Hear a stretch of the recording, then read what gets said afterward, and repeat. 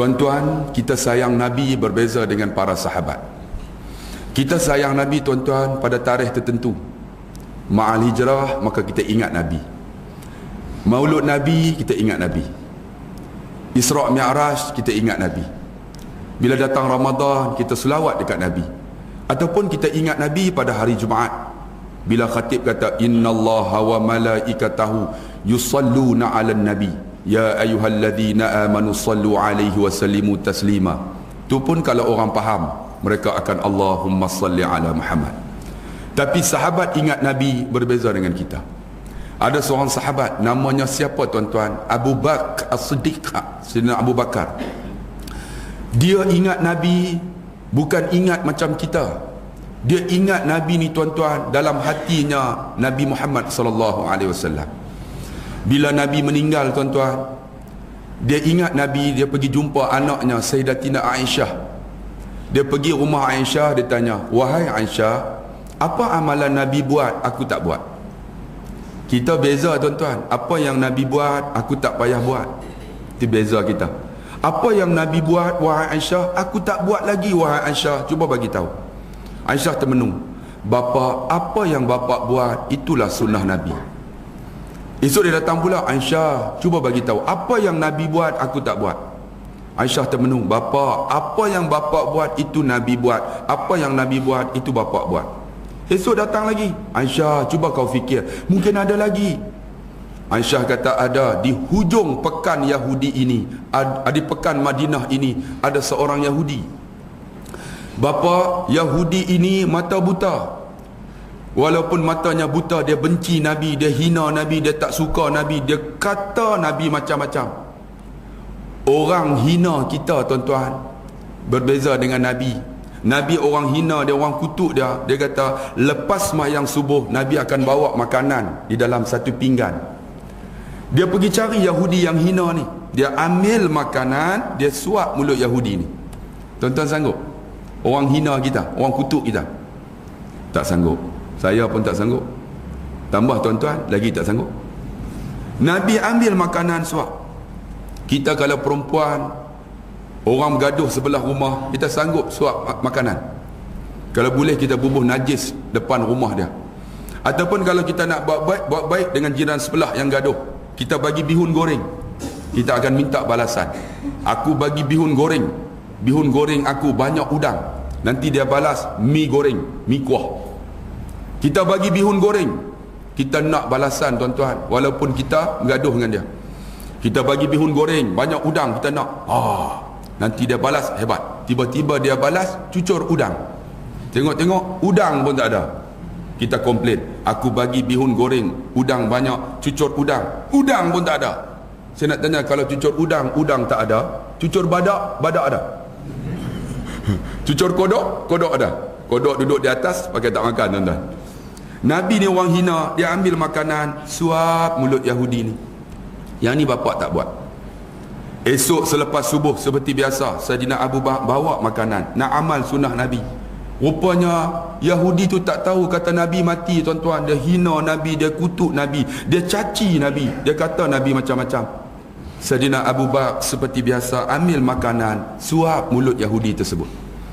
Bila suap Yahudi tadi, dia nak kunyah tak boleh, tiba-tiba dia ludah, kata depan Sayyidina Abu Bakar.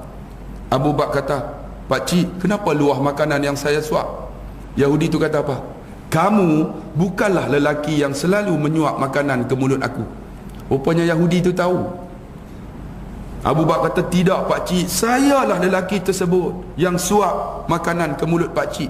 "Tidak," dia kata, "lelaki yang selalu suap makanan ke mulut aku seorang yang prihatin dan berhemah. Sebelum dia nak suap makanan, dia akan lenyek makanan sampai hancur. Kemudian dia ambil air, dia tuang, dia lenyek makanan yang hancur itu sampai lembut. Dia ambil makanan, dia suap mulut aku, sebab aku tak ada gigi." Orang utara kata, "Aku kepam-kepam, aku telan." Kamu tidak, kamu suap seketul-seketul. Aku nak telan pun tak boleh. Mana lelaki tersebut? Sayyidina Abu Bakar ni bila dia nak sebut Muhammad kekasih dia, ada sebab, "Pakcik, lelaki tu dah tak ada. Yahudi kata tak ada, pergi mana? Dia nak sebut Muhammad, tak boleh. Muhammad kekasih dia. Kita Muhammad biasa aja. Muhammad kekasih dia. Pakcik, lelaki tu dah meninggal. Meninggal? Siapa lelaki tersebut? Pakcik, lelaki itulah yang suap makanan ke mulut pakcik. Aku tahulah siapa dia. Pakcik, lelaki itulah yang pakcik hina dia, pakcik kutuk dia, pakcik caci dia. Dialah Muhammad Rasulullah. Menangis Yahudi itu. Apakah lelaki yang ku hina, ku kutuk, diakah Muhammad? Ya pakcik, dialah Muhammad Rasulullah. Terus Yahudi itu kata, wahai saudara, ajarkan aku ajaran Muhammad. Aku dah ikut dia. Masya Allah. Tengok. Orang amal sunnah Nabi, tuan-tuan, walaupun Nabi dah meninggal, Tuhan buka pintu hidayah untuk seorang lelaki Yahudi masuk Islam. Allahu Akbar. Kita sayang Nabi berbeza. Bila datang ma'al hijrah, barulah kita ingat Nabi. Kita masa tu setiap masjid, setiap surau sebut tentang Nabi. Itu beza kita. Ada seorang sahabat lagi, nama apa tuan-tuan? Sayyidina Bilal bin Rabah. Bilal bin Rabah ni tuan-tuan, dia azan tak sedap. Dia abad azan biasa aja. Allahu Akbar, Allahu Akbar. Macam tu aja. Beza dengan di Madinah dengan di Mekah. Memang azan sekarang ni azan yang agak sedap silah, mendayu-dayu. Macam kita takbir hari raya, di Mekah takbir biasa aja. Allahu Akbar, Allahu Akbar, Allahu Akbar, walillahil hamd. Tak sedap. Malaysia mereka buat dalam bentuk nahwan. Allahu Akbar, Allahu Akbar, Allahu Akbar. Nahwan. Malu rasanya mengatakan cinta. Nahwan. Tapi ada orang Melayu bukan nahwan, tak ketahuan. Sodaka wa'dah wana soro'ab dah. Entah tu tak ketahuan, tuan-tuan. Orang Arab mereka azan sedap, tapi azan mereka Allahu Akbar, Allahu Akbar ya. Bilal azan macam tu. Ketika Nabi meninggal, tuan-tuan, Bilal tak azan dah. Dia tak azan dah. Sayyidina Abu Bakar, wahai Bilal, azanlah. Bilal kata apa? Aku bukan Bilal untuk kamu, bukan muazzin untuk kamu, aku muazzin Rasulullah. Datang Sayyidina Umar, Bilal sudah berada di Damsyik. Kuburnya di Damsyik, tuan-tuan. Mereka letak di ujung aja, tuan-tuan. Walaupun dia di antara sahabat Nabi. Saya pergi ziarah, tuan-tuan. Sebab di Damsyik tu banyak orang Syiah. Mereka mengutamakan Ahlul Bait. Semua di bawah keturunan Muawiyah Abi Sufyan. Hebat-hebat dia buat masjid, tuan-tuan. Bilal, tuan-tuan, duduk penjuru aja kubur. Apa pergi tahulah. Muawiyah, tuan-tuan, mereka masukkan zinc sampah dalam kuburnya. Sedangkan dia merawi hadis hampir 200 hadis Muawiyah, tuan-tuan. Kubur yang Nabi kata, masjid yang Nabi kata ada dua menara. Dua menara inilah akan turunnya Sayyidina Isa salam, akan turun di masjid tu. Sekarang masjid itu telah dibom oleh Bashar al-Assad. Hancur menaranya. Punya dahsyat, tuan-tuan. Saya tengok Bilal sedih, tuan-tuan. Kuburnya biasa aja. Bilal ni dia duduk di Damsyik. Suatu hari dia datang ke Madinah. Masa tu Sayyidina Umar Al-Khattab jadi khalifah. Bila sampai, Sayyidina Umar kata, Bilal, naiklah di atas menara yang tinggi ini, azanlah. Kami tak pernah dengar azan kau. Apa kata Sayyidina Bilal? Aku bukan muazzin kamu, aku muazzin Rasulullah. Sedangkan Bilal ni, tuan-tuan, dia di antara Nabi, di antara yang didengar tapak kaki dia. Nabi SAW dengar tapak kaki dia di syurga Allah. Bila ditanya, ya Bilal, kenapa aku dengar tapak kaki kamu di syurga? Tapak kasut dia. Bilal kata apa? Aku tak ada amalan yang hebat, cuma aku akan ambil wudu. Ambil waktu maghrib, wudu aku tahan sampai subuh. Aku ambil pula selepas subuh, akan tahan sampai maghrib. Sehari 2 kali ya. Kita ambil wudu nak kentut selalu. Itu beza kita. Tu pun kita rasa aku ni ahli syurga dah ni. Itu beza kita. Bila ni dia kata aku bukan muazzin kamu. Tiba-tiba datang 2 cucu Nabi. Pegang Hasan dan Husin. Hasan dan Husain ni tuan-tuan, mukanya seiras Nabi. Bila tengok muka Hasan Husain, banyak sahabat menangis. Di antara lagi yang muka sama dengan Nabi ialah Abu Sufyan bin Haris, yang mana Abu Sufyan ni lahir sama tahun dengan Nabi, umur pun sama, disusu pun sama, dan dia di antara sahabat yang sangat rapat dengan Nabi sebelum Islam. Tapi bila Islam, dia berpisah dengan Nabi, menjadi penentang kepada Nabi. Muka lebih kurang Nabi, sama dengan cucu Hasan dan Husain. Pegang baju Bilal. Pakcik Bilal, lebih kurang macam itulah. Lama tak dengar suara pakcik. Pakcik lah yang azan ketika Nabi, ketika Rasulullah ada. Pakcik azan lah. Apa kata Bilal? Kalaulah engkau bukan cucu Rasulullah, aku takkan penuhi permintaan kamu. Oleh kerana engkau cucu Rasulullah, aku Bilal, aku azan. Dia naiklah. Ketika dia naik, dia sebut Allahu Akbar, Allahu Akbar. Orang dengar, semua menangis. Semua menangis. Saidina Umar menangis, para sahabat menangis. Sebab apa? Bila dengar suara Bilal, nampak macam tapak kaki Rasulullah keluar daripada rumahnya. Tak nak masuk Masjid Nabawi. Bila dia sebut Asyhadu an la ilaha illallah, semua menangis. Tetapi ketika dia nak sebut Muhammad Rasulullah, dia tak boleh. Asyhadu anna Muhammad, dia tak boleh sebut. Bila dia nak sebut Muhammad, dia menangis atas menara, sampai didengar oleh semua sahabat. Lalu Saidina Umar naik. Wahai Bilal, kenapa engkau menangis? Kamu tak habiskan akan azan kamu bila menyebut Muhammad. Dia kata apa? Bila aku sebut Muhammad, aku nampak Nabi Muhammad daripada menara ini keluar daripada rumahnya untuk masuk Masjid Nabawi. Bila aku rasa macam tu, aku sayang Nabi. Dia kata, aku tak boleh sebut Muhammad, sebab diri aku. Sebab tu aku menangis. Masya Allah. Itu Bilal bin Rabah. Kita sayang Nabi berbeza, tuan-tuan. Sayang Nabi hanya hari Jumaat aja. Tu pun khatib baca khutbah, suruh selawat. Man salla alayya salatan, barang siapa salawat Nabi sekali, sallallahu biha alayya asyara, Allah akan selawat 10 kali. Khatib bagi tahu. Kita lena. Macam mana kata sayang Nabi, tuan-tuan? Ada seorang sahabat lagi, saya nak cerita supaya lahir dalam hati kita ni sayang Nabi. Nama apa, tuan-tuan? Namanya Abu Ayyub Al-Ansari. Abu Ayyub ni, tuan-tuan, ketika Nabi hijrah, Abu Ayyub angkat tangan, tadah tangan. Ya Allah, bagilah ya Allah Nabi duduk di rumahku ya Allah. Sebab Abu Ayyub ni rumahnya 2 tingkat. Dia nak Nabi duduk rumahnya. Dia doa, ya Allah, bagilah ya Allah Nabi duduk di rumahku. Nabi sampai, para sahabat offer dekat Nabi, ya Rasulullah, sudi tak duduk rumah saya? Nabi kata apa? Di mana sahaja untaku berhenti, di situlah rumahku, tempat penginapanku. Abu Ayyub, ya Allah, bagilah unta Nabi berhenti di rumahku. Dengan izin Allah, unta tu berjalan, berhenti depan rumah Abu Ayyub Al-Ansari. Abu Ayyub, alhamdulillah, kau perkenankan doaku ya Allah. Lalu Abu Ayyub kata, ya Rasulullah, ini rumahku, kau duduk di atas, aku duduk di bawah. Sebab rumahku 2 tingkat.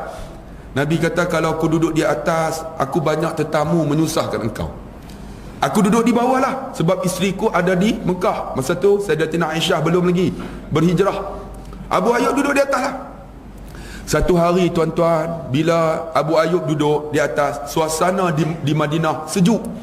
Musim sejuk di Madinah mencecah 6 darjah Celsius. Sejuk, tuan-tuan. Saya pernah duduk di Madinah, tuan-tuan, menggeletar. Baju 4 lai pun tak boleh lagi, sejuk. Kalau panas di Mekah 55 darjah Celsius, panas-panas. Kalau sejuk-sejuk. Ketika sejuk 6 darjah Celsius, Abu Ayyub tidur, tuan-tuan. Dia tersepak cawan yang ada air. Dia takut cawan tu, air itu jatuh kena Nabi di bawah. Dia buat macam mana? Dia lap dengan kain selimut dia. Dia lap. Bila dia lap, kain selimut tu basah.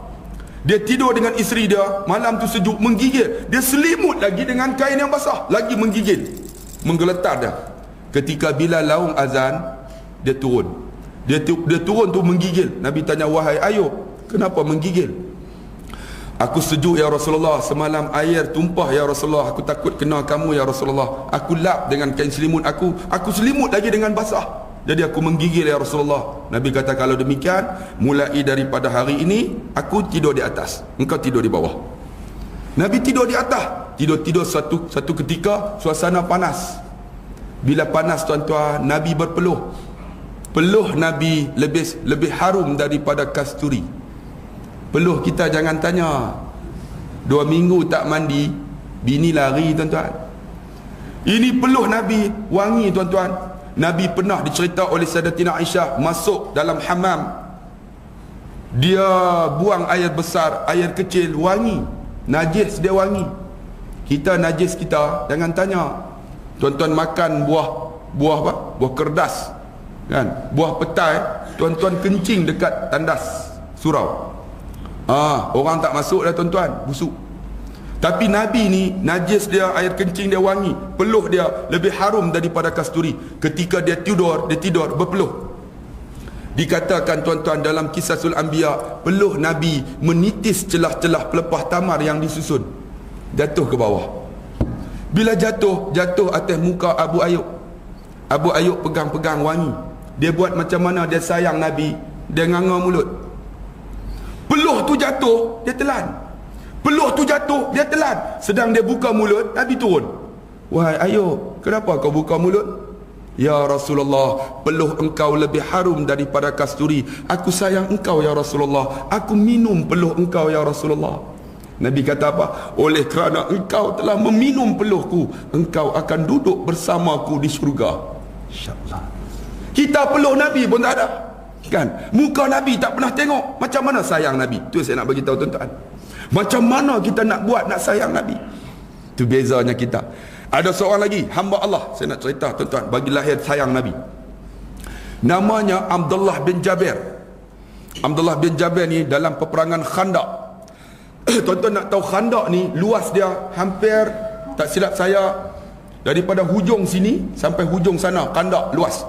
Panjangnya hampir 30 meter, 30 kilometer. Kalau tuan-tuan tahu, pergi dekat Khandaq tu, tuan-tuan akan tengok daripada Masjid Aisyah tu sampai hujung, punya panjang 30 kilometer. Saya dengar, tengok sekarang ni masjid banyak diruntuh, cuma ada satu masjid besar saja, Masjid Salman Al-Farisi. Jabir bin Abdullah ni tuan-tuan, ketika mana Nabi sallallahu alaihi wasallam nak buat parit lah bersama-sama sahabat, Nabi tuan-tuan sama-sama turun dalam parit gali. Bukan pakai backhoe tu, masa tu tak ada. Bukan pakai jentolak, cuma pakai apa tuan-tuan? Cangkul dengan itulah tempat yang tajam tu, besi tu. Nabi turun sekali. Tuan-tuan tengok, itulah yang katakan pemimpin yang hebat. Tu yang kata cuba teladan apa? Kepimpinan melalui teladan. Sama-sama turun. Kita pemimpin kita bukan turun dalam parit, duduk tepi parit makan komisen. Tu beza kita. Nabi ni turun. Ketika turun gali tuan-tuan, Nabi sinting bajunya, ikat. Bila ikat tuan-tuan, tiba-tiba sahabat jumpa satu batu besar. Sahabat berjumpa, ya Rasulullah, batu ni kami pukul, patah penukul kami. Kami guna cangkul, pecah. Nak buat macam mana ya Rasulullah? Nabi pergi dekat batu tersebut bersama dengan Jabir bin Abdullah. Ketika Nabi pukul tuan-tuan, pecah batu tu. Pukul lagi kedua, pecah. Bagi ketiga, hancur. Ketika pukul tu, baju dia terangkat. Bila terangkat, Jabir tengok, di perut Nabi ada 2 ketulan batu yang sedang digantung. Jabir tanya, ya Rasulullah, kenapa di perut engkau ada 2 ketulan batu? Apa kata Nabi? Wahai Jabir, aku sudah tidak menjamah makanan selama 3 hari. InsyaAllah. Kita makanan mewah tuan-tuan. Maulud Nabi makan, Ma'al Hijrah makan, tak ada apa pun makan, kan? Nabi 3 hari tak makan. Jabir terus lari balik ke rumah, pergi tengok bini dia. Kalau bini dia nama Milah, Milah, apa ada di rumah? Isteri dia kata, abang, di rumah ada 2 keping roti untuk saya dan abang. Tak apa, di belakang rumah dalam sirah kata ada seekor kambing, setengah kata ayam. Tapi yang paling Mutawatir kambing. Disembelih kambing tersebut oleh Ja'far, Jabir. Bila sembelih, wahai isteriku kau masak sedap-sedap. Nabi dah tak jamah makanan 3 hari. Ketika makanan dah siap, roti tadi dalam bakul, Jabir pergi jumpa Nabi, pergi bisik kat telinga. Ya Rasulullah, selepas zuhur kau datang rumah aku ya Rasulullah, ada 2 keping roti. Ada kambing yang sedang dimasak dalam periuk atas kuali. Atas tu lah dapur, dalam kuali. Tiba-tiba Nabi naik tempat tinggi. Assalamualaikum tuan-tuan. Selepas zuhur kita pergi rumah Jabir, dia ada roti dengan kambing. Jabir muka pucat. Dalam hati dia, orang utara, mampus aku dia tak. Kan? Jabir lari balik. Dalam kisah kata 1000 orang, tuan-tuan. 1000 orang, bukan 40 orang. Jabir lari ni tengok-tengok isteri dia. Mampus kita Mila. Bila dia kata mati kita Mila, isteri dia kata apa?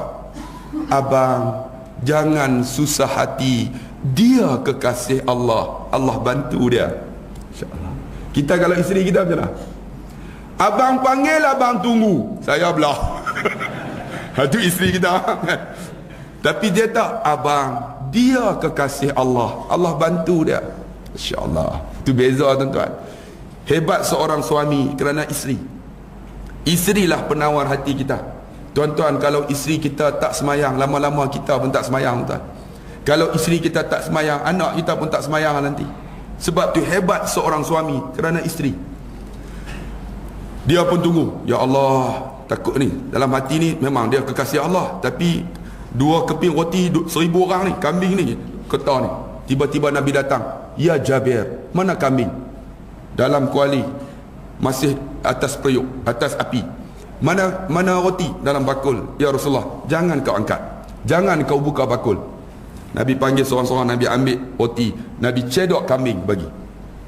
Semua dah makan, Nabi makan. Nabi kata, wahai Jabir tuan rumah, ini giliran kamu. Jabir dalam hati dah mungkin tak ada apa dah tuan-tuan. Tiba-tiba dia buka-buka, tengok-tengok 2 keping roti dalam bakul, tak luak sedikit pun. Kambing masih dalam periuk, dalam atas api, penuh lagi.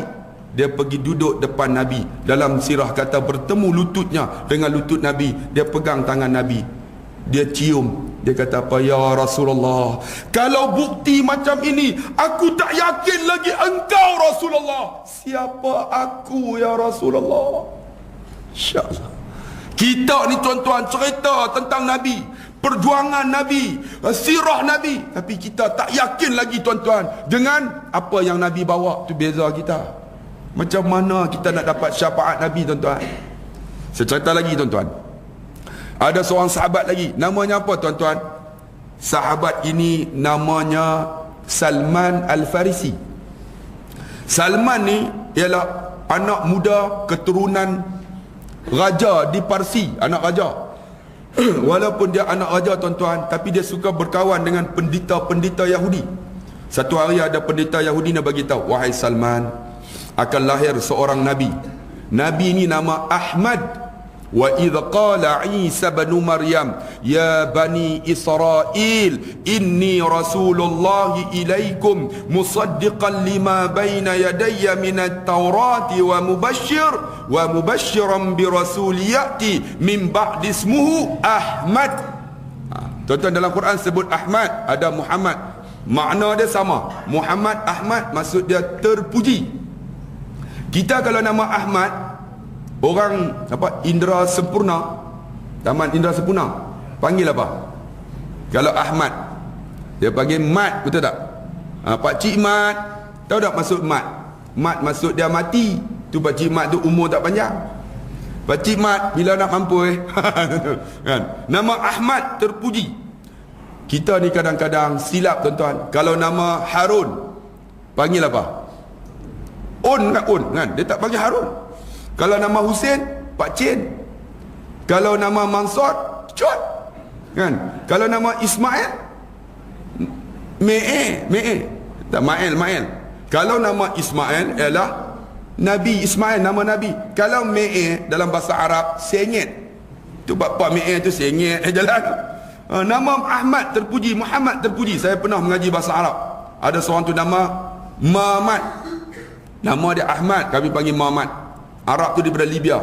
Masmu ya akhi, nama apa? Masmu ya akhi, Muhammad. Arab, Masya Allah.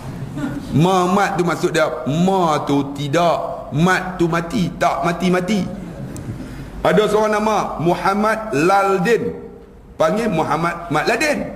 Mat Ladin. Arab, masmu ya akhi, Mat Ladin. Masya Allah.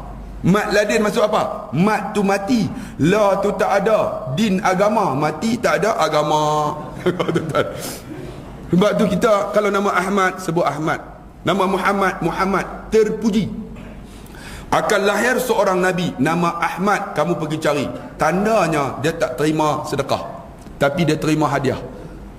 Kamu cari di antara dua belikat kiri dan kanan, ada satu tanda sebesar ini, tertulis Khatamun Nabiyyin, Khatamun Nubuwah. Kamu pergi cari. Salman ni pergi cari satu tempat sampai dekat Syam. Masa tu ada pedagang daripada Madinah telah berhijrah, bagi tahu telah lahir Nabi namanya Ahmad Muhammad, dia keturunan Arab Quraisy, sekarang berada di Madinah. Salman terus pergi ke Madinah. Masa tu Nabi bagi tazkirah. Bila bagi tazkirah, Salman datang bawa buah kurma. Wahai saudara, sebab dia tak kenal Nabi, saya bawa buah kurma ni, saya sedekah dekat saudara. Nabi ambil buah kurma tu, Nabi tak makan. Nabi bagi dekat para sahabat. Salman tengok, sebab aku sebut sedekah, dia tak makan. Esok bawa pula, ya saudara, sebab dia tak kenal Nabi, saya bawa buah kurma ni, saya hadiah dekat saudara. Nabi ambil buah kurma, Nabi bagi dekat sahabat, kemudian Nabi makan. Bila Nabi makan, dia tahulah inilah ciri yang disebut oleh pendeta Yahudi. Dia pergi duduk belakang Nabi, dia nak cari tanda tersebut. Bila tahu tuan-tuan, Nabi tahu Salman duk cari tanda tu, dia jatuhkan selendang. Bila jatuh, nampak tanda di antara dua belikat. Salman sayang Nabi, bila dia tengok tanda tu, dia buat macam mana? Dia meluru dekat tanda tu, dia cium tanda tersebut.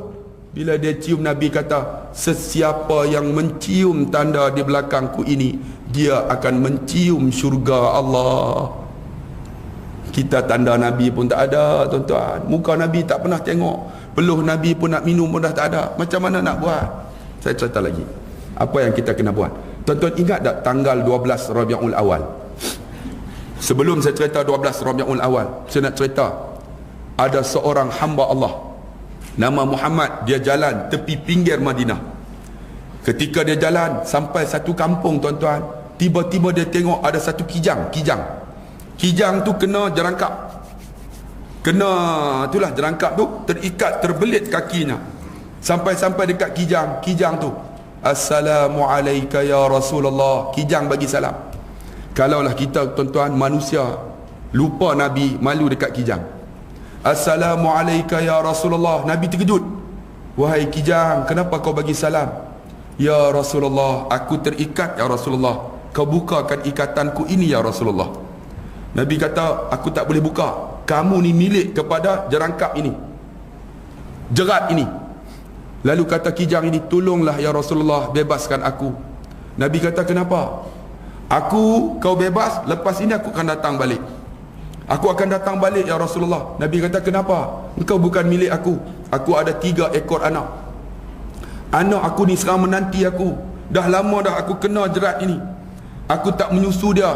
Mereka dalam keadaan haus, lapar. Dia kata, tolonglah ya Rasulullah, bebaskan aku. Aku menyusu 3 ekor anak aku ni. Dah kenyang, aku datang balik, kau ikatlah.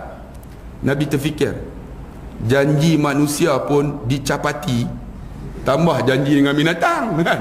Ini ni kan, janji dengan manusia ni tak percaya juga kan? Janji harga minyak tak naik, lepas pihak raya naik pula 20 sen. Lepas ni harga barang, insya-Allah tuan-tuan, kita prihatin rakyat kan? Kita satu Malaysia kan, satu Malaysia rakyat didahulukan. Sepatutnya gula tak naik, gula naik pada muka tuan-tuan. Bila gula naik, semua pakat naik dah tuan-tuan. Bagus, itulah namanya rakyat didahulukan. Ini janji dengan binatang ni, boleh percaya atau tidak? Ya Rasulullah, aku menyusu, lepas ni aku datang. Nabi kata, okey, janji ya, ditepati ya. InsyaAllah, dia kata, InsyaAllah bukan capati ya Rasulullah. Saya tambah lah tu. Dia pun pergi. Dah menyusu siap kenyang, Nabi tunggu. pada waktu tersebut tak datang. Nabi, ya Allah, aku dah silap dah. Macam mana ni Nabi gelisah. Nabi pun jalan selangkah nak bagi tahu manakah pemilik jerat tersebut. Tiba-tiba dalam keadaan termengah-mengah, kijang tu datang. Ya Rasulullah, jangan tinggalkan aku ya Rasulullah. Nabi kata, ingat kamu janji capati. Kamu datang, ya Rasulullah, anakku dah ku tinggal lama ya Rasulullah. Mereka menyusu aku, mereka tak lepas ya Rasulullah. Sampai dah kenyang ya Rasulullah. Aku nak buang, tak boleh ya Rasulullah. Mereka bergantung ya Rasulullah. Kemudian aku tinggalkan mereka sampai mereka tidur. Lalu aku datang ya Rasulullah, aku lewat sikit, minta maaf ya Rasulullah. Nabi pun ikat. Bila ikat, Nabi pergi masuk dalam kampung. Dalam hati dah, kijang ni hebat. Kijang hebat, janji ditepati. Kita ni tak tepati, teruk pada kijang. Tuan-tuan, pergi, tuan-tuan dalam kampung tu, mana, siapakah pemilik jerat di hujung kampung ini? Seorang anak muda. Saya ya Rasulullah, jerat kamu telah kena satu kijang yang besar dan cantik. Pergi tengok. Terus dia kata, ya ke ya Rasulullah? Ya Rasulullah kata, ya Rasulullah, aku telah niat dalam hati, kalau jerat itu kena, yang pertama sekali aku akan beri kepada engkau ya Rasulullah. Tengok Nabi ni tuan-tuan, apa yang ada dalam hati dia memang akan berlaku. Apa yang dia sebut pasti berlaku. Macam Nabi sebut, ala inna rahal islami dairah. Satu hari tuan-tuan, pasir kisaran Islam sentiasa berpusing. Faduru ma'al Islam. Kamu kena duduk di atas pasir Islam. Kamu akan tengok akhir zaman ni akan bertelingkah. Nabi kata, Quran dengan pemerintah. Kamu ikut Quran, kamu akan jadi macam mana? Akan dibunuh. Fa in ata'tumuhum adallukum wa in asaitumuhum qatalukum. Kalau kamu ikut akan pemerintah ini, dia akan sesatkan kamu. Kamu lawan dia, dia akan bunuh kamu. Lalu sahabat tanya, kanaf'alu lil hawa, kamu macam mana nak buat? Wa ma naf'alu ya Rasulullah? Kanaf'alu lil hawariyin. Nabi kata, jadilah penolong-penolong Nabi Isa. Nusiru bil manashir. Ada di kalangan mereka digergaji kepala mereka. Wa hummilu alal khasham, diikat di tiang salib, disalib di dada-dada dan kepala mereka. Lalu mereka berkata, mautum fi ta'atillah, mati dalam keadaan taat kepada Allah, khairun min hayatin fi maksiatillah, lebih baik daripada hidup derhaka kepada Allah. Tuan-tuan tengok, Nabi janji ni akan berlaku peristiwa ni tuan-tuan. Yakin tak yakin janji Nabi. Nabi kata, wahai anak muda, terima kasih kerana bagikan kijang ini. Kemudian dia pergi kat kijang tu, dia lepas. Kijang tu kata apa? Ya Rasulullah, terima kasih ya Rasulullah. Boleh tak aku bantu kamu di dalam urusan dakwah ini? Kijang nak minta bantu. Tuan-tuan tengok dalam sirah. Kita kalau tak bantu untuk Islam, siapa? Tuan-tuan nak tunggu kijang kah? Tuan-tuan nak tunggu lembu kah? Tuan-tuan nak tunggu siapa? Kita tuan-tuan, yang dikatakan manusia. Kita tuan-tuan, manusia, patutnya bantu. Kijang pun sayang Nabi tuan-tuan, tapi kita kadang-kadang lupa Nabi tuan-tuan. Allahu Akbar. Ada satu kisah lagi. Saya bawa ada seorang hamba Allah tuan-tuan masuk dalam Masjid Nabawi, Babus Salam. Bila masuk-masuk, saya kata, pakcik nampak tak tiang tu? Dekat dengan mihrab Nabi ada satu tiang. Tiang tu nama Mukhalaqah. Tiang ni tuan-tuan, ketika Nabi baca khutbah, Nabi akan bersandar dekat tiang tersebut, tiang batang kurma. Satu hari tuan-tuan datang seorang perempuan. Ya Rasulullah, perempuan ni kaya, boleh tidak aku nak buat satu membar yang cantik untuk kamu? Nabi kata silakan. Bila dah siap buat membar ni tuan-tuan, tiang yang batang kurma tadi sahabat letak tepi. Tiba-tiba Nabi naik baca khutbah tuan-tuan hari Jumaat. Nabi, Assalamualaikum warahmatullahi wabarakatuh. Tiba-tiba terdengar orang menangis. Macam budak-budak. Nabi pun cari siapa yang menangis. Tak ada budak pun. Sahabat pun cari, mana budak? Rupanya yang menangis tu tiang tersebut. Nabi turun tuan-tuan, Nabi pegang tiang tu. Wahai batang kurma, kenapa engkau menangis? Ya Rasulullah, kau dah ada membar baru, kau buang aku tepi ya Rasulullah. Kau tak sayang aku kah ya Rasulullah? Batang kurma sayang Nabi. Nabi kata, wahai batang kurma, mau atau tidak aku bagi kamu dua pilihan. Apa dia? Yang pertama, aku doa kamu supaya kamu hidup di dunia, ataupun aku doa kamu supaya kamu mati dan hidup di syurga. Apa kata batang kurma ni? Ya Rasulullah, kalau kau doa aku hidup di dunia, engkau akan mati ya Rasulullah, aku akan berpisah dengan kau. Doakan aku mati ya Rasulullah, supaya aku akan jadi pohon kurma di syurga. Aku sayang engkau ya Rasulullah. InsyaAllah. Batang kurma sayang Nabi. Kita umat Nabi Muhammad, sebut Nabi pun tak ada apa. Sedangkan wama arsalnaka illa rahmatan lil alamin, tidak kami utus Muhammad kecuali Muhammad rahmat sekalian alam. Tuan-tuan cuba dengar cerita ini. Tanggal 12 Rabiul Awal, 12 Rabiul Awal tuan-tuan, supaya lahir dalam hati kita sayang Nabi tuan-tuan. 12 Rabiul Awal hari kelahiran Nabi, tapi sebenarnya 12 Rabiul Awal hari kematian Nabi. Saya nak cerita tuan-tuan. Walaupun cerita ini dia ambil satu riwayat saja, tapi ambil iktibar. Ketika mana pagi Isnin 12 Rabiul Awal, Bilal melaungkan azan. Bila dah laung azan, Nabi ni bagi tahu dekat anaknya Fatimah, wahai Fatimah, hari ni aku tak mampu lagi pergi ke masjid, aku uzur. Kau bagi tahu Bilal, lantiklah salah seorang daripada sahabat jadi imam. Fatimah pun bergegas sebab rumah Nabi 50 meter aja daripada masjid, dekat aja tuan-tuan. Fatimah bagi tahu, nak bagi tahu Bilal tuan-tuan. Salman dengan Sayyidina Ali dalam kisah kata bangun, terus pergi rumah Nabi. Bila terus pergi rumah Nabi, mereka angkat Nabi, tak tanya dah, bawa ke masjid. Tuan-tuan tengok Nabi uzur pun pergi masjid. Kita kadang-kadang sakit bisul pun tak datang kan, demam sikit pun tak datang, tak sakit pun tak datang, tambah sakit tuan-tuan. Nabi diangkat ke masjid. Bila sampai, Nabi kata, wahai Abu Bakar, naiklah engkau jadi imam. Barulah Sayyidina Abu Bakar langkah ke depan. Bila dia langkah ke depan, dia angkat takbir, berlinang air matanya. Tuan-tuan tahu kenapa? Kerana dia tahu pagi ni pagi yang terakhir dia akan bersama dengan kekasihnya Muhammad Rasulullah. Bila dia baca Bismillahirrahmanirrahim, alhamdulillah, menangis dia. Dia baca surah wa ma Muhammadun illa rasul qad qalat min qablihi rusul, menangis dia. Sahabat ni, kenapa Sayyidina Abu Bakar menangis? Masih bertanya-tanya. Rupanya mereka tak tahu pagi itu pagi terakhir Nabi SAW bersama dengan mereka. Habis sembahyang, mereka angkat Nabi. Salman dengan Sayyidina Ali balik ke rumah. Bila sampai di rumah, Nabi kata apa? Wahai Fatimah, hari ni aku uzur. Jangan ada siapa nak jumpa aku. Kalau mereka nak jumpa, kata aku uzur. Selang beberapa ketika, rumah Nabi diketuk orang. Fatimah keluar, bergegas bagi tahu. Bila buka pintu tuan-tuan, dia tengok-tengok depan rumah Nabi ada seorang lelaki memakai baju putih. Bila dia tengok wajah lelaki ni, seram sejuk dia. Dia rasa sejuk, seram sejuk. Fatimah tutup pintu, masuk. Ya Rasulullah, di luar sana ada seorang lelaki ya Rasulullah memakai baju putih. Bila aku tengok wajah lelaki ni, seram sejuk aku. Siapa dia ya Rasulullah? Nabi kata, benarkan dia masuk. Dialah yang memutuskan nikmat dan kelazatan dunia ini. Dialah malaikatul maut, Israel tuan-tuan.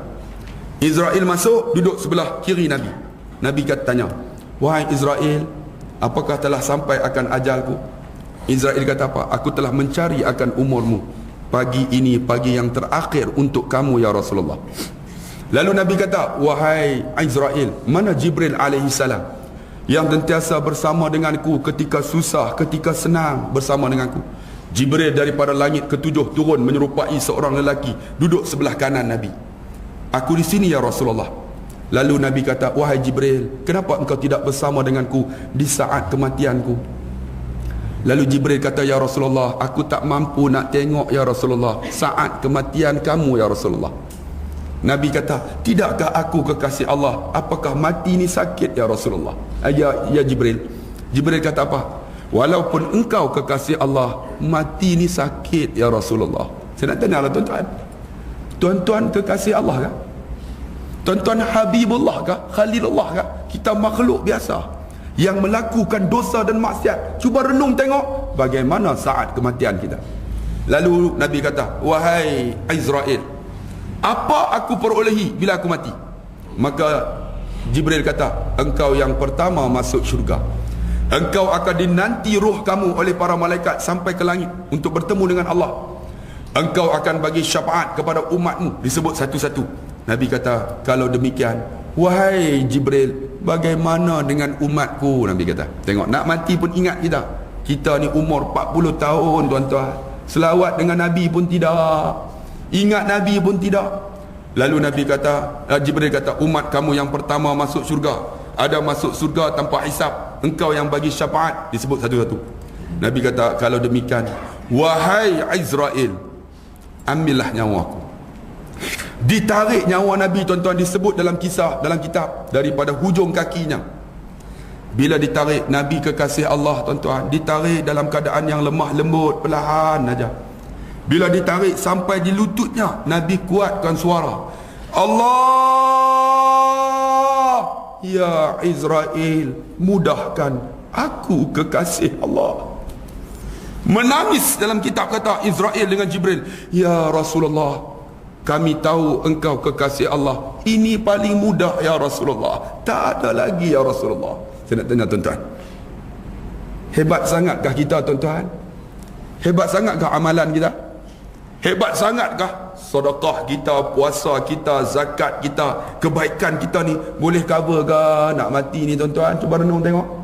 Lalu Nabi kata, kalau demikian wahai Israel, ambil nyawaku. Ditarik nyawa Nabi ni daripada lutut sampai ke pusatnya. Nabi kuatkan suara, Allah, ya Israel, mudahkan aku kekasih Allah. Menangis Israel, ya Rasulullah, aku tahu kau kekasih Allah. Ini paling mudah ya Rasulullah. Lalu Nabi kata, kalau macam ini, ambillah nyawaku. Ditarik nyawa Nabi sampai ke dada ni. Inilah yang disebut ghargharah. Dalam Quran kata, kalla, ketahuilah, iza balagati taraqi, ketika nyawa sampai halqum, wa qilaman, katakan kepada orang yang nak mati, ra, siapa boleh tolong kamu? Wa dhanna annahul firaq, siapa pun tak boleh tolong tuan-tuan. Nyawa sampai di sini dalam keadaan nazak, Nabi kata, Allah, ya Israel, mudahkan aku kekasih Allah. Lalu kata Israel, aku tahu kau kekasih Allah. Ini paling mudah ya Rasulullah. Lalu Nabi kata, wahai Jibril, aku kekasih Allah menghadapi saat kematian yang cukup memeritkan. Bagaimana umatku? Nabi kata. Lalu Nabi kata, wahai Israel, boleh atau tidak kau letakkan sakit mati aku ini? Kau letakkan sakit mati umatku, semua daripada aku sampai akhir zaman, kau letakkan kepada aku, wahai Israel, supaya aku sakit. Mereka tidak. Apa kata Israel? Ya Rasulullah, aku tak boleh tolong ya Rasulullah. Umatmu bergantung dengan amalannya. Tuan-tuan, Nabi tak boleh tolong tuan-tuan. Amalan kita, apa amalan kita? Hebat sangat kah? Tuan-tuan bayang tengok. Lalu Nabi kata, kalau demikian, tapi dia kata, umat kamu di antaranya ada yang masuk syurga, kamu bagi syafaat. Nabi pun tenang. Kalau demikian, ambillah nyawaku. Ditarik nyawa Nabi ni sampai dekat halqum ni. Ketika sampai sini tuan-tuan, dah tak guna dah tuan-tuan. Kita sebelum nyawa sampai dekat sini, nak buat apa sekarang lah? Sementara tangan boleh angkat, nak sedekah tangan. Sementara mulut boleh cakap, nak zikir sekarang lah. Sementara mulut boleh lagi berbicara, nak baca Quran sekarang lah. Sementara mata ni tuan-tuan boleh melihat, menangislah tuan-tuan kalau ada dosa. Sementara kaki boleh berjalan, datanglah rumah Allah tuan-tuan. Bila dah sampai sini, Nabi pun sebut lagi. Apa Nabi kata tuan-tuan? Cuba tuan-tuan dengar. Nabi dah nak mati dah. Nabi kata, ummati umatku. Nabi kata, ummati umatku, ummati umatku. Salah, salah, salah, nisa'ukum, nisa'ukum. Jaga sembahyang, jaga perempuan-perempuan kamu. Lalu rohnya ditarik keluar melalui ubun-ubunnya. Maka tersebarlah haruman kasturi yang tak dapat dicium oleh manusia dan jin. Itulah Nabi kekasih Allah. Naiklah rohnya ke langit untuk bertemu dengan Tuhan sekalian alam, Rabbul Jalil ini. Tuan-tuan, 12 Rabiul Awal. Cuba tuan-tuan renung bagaimana saat kematian kita. 6.45 dah tuan-tuan. Dah cukup waktu. Tuan-tuan, saya akan tutupkan dengan cerita ini. Tuan-tuan, renunglah diri kita, bagaimana saat kematian kita. Kalau tuan-tuan sayang Nabi, man salla alayya wahidatan aw kama qala man salla alayya salatan sallallahu biha alaiha asyara. Selawatlah dekat Nabi tuan-tuan. Barang siapa ingat Nabi, Allahumma salli ala Muhammad. Ingat tak Safwan Sauri? Saya tak terakhir, ketika mana dia tawaf, tiba-tiba dia jumpa seorang anak muda. Anak muda ni tuan-tuan, bila dia tawaf, dia tak baca doa-doa maksurat seperti Nabi. Dia baca apa? Allahumma salli ala Muhammad, Allahumma salli ala Muhammad. Sufyan As-Sauri ni tuan-tuan, seorang ulama besar. Habis tawaf, dia duduk dekat pemuda ni. Wahai anak muda, kenapa engkau salawat? Kenapa tak baca doa-doa yang Nabi suruh? Dia kata, wahai saudara. Siapa saudara? Akulah Sufyan As-Sauri, seorang ulama. Dia kata, aku dengar suara ni, memang engkau ulama besar, kuliah engkau beribu-ribu. Aku nak bagi tahu engkau, wahai ulama besar, ayah aku banyak dosa.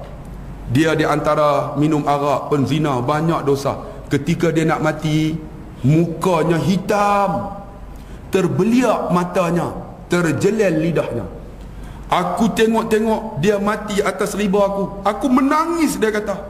Aku menangis, aku angkat tangan, ya Allah, ampunlah dosa ayahku ini. Walaupun dia banyak dosa, dia ayah aku. Ampunlah ya Allah. Ketika aku ampun, aku minta doa, tiba-tiba aku tertidur. Sedang aku tertidur, aku tengok ada seorang datang, dia kata. Lelaki ini datang kepada ayahku, kemudian dia sapu tangannya daripada kepala ayahku ini sampai ke hujung kaki. Tiba-tiba aku tengok wajah ayahku dalam keadaan yang cukup cantik dan segak. Tak ada lagi hitam, matanya tertutup rapat, lidahnya tersenyum, mulutnya tersenyum. Aku tanya lelaki itu dalam mimpiku, siapa engkau, wahai lelaki yang tampan dan cantik? Lelaki itu kata apa? Akulah Muhammad Rasulullah. Sebenarnya bapak kamu ni memang jahat, dia kata. Minum arak, berzina, banyak dosa. Tetapi bapak kamu ni tak pernah dalam hidup dia meninggalkan akan selawat kepadaku. Di lidahnya sentiasa sebut Allahumma salli ala Muhammad. Oleh kerana dia selawat dekat aku bagi syafaat dia sekarang ketika dia dah meninggal walaupun di dunia ini. Maka dia kata, mulai daripada tu aku tengok Nabi bagi tahu selawat, aku tak akan tinggal selawat. Walaupun aku tawaf, aku akan selawat, wahai Sufyan As-Sauri. Kita tengok hebatnya selawat. Jadi tuan-tuan, sayang Nabi. Allahumma salli ala Muhammad, Allahumma salli ala Muhammad, Allahumma salli ala Muhammad. InsyaAllah kita jumpa lagi di lain masa. Saya mohon maaf jika ada silap dan salah. Pergi ke Dubai, beli muruku. Bye bye, I love you. Sekian, wassalamualaikum warahmatullahi wabarakatuh.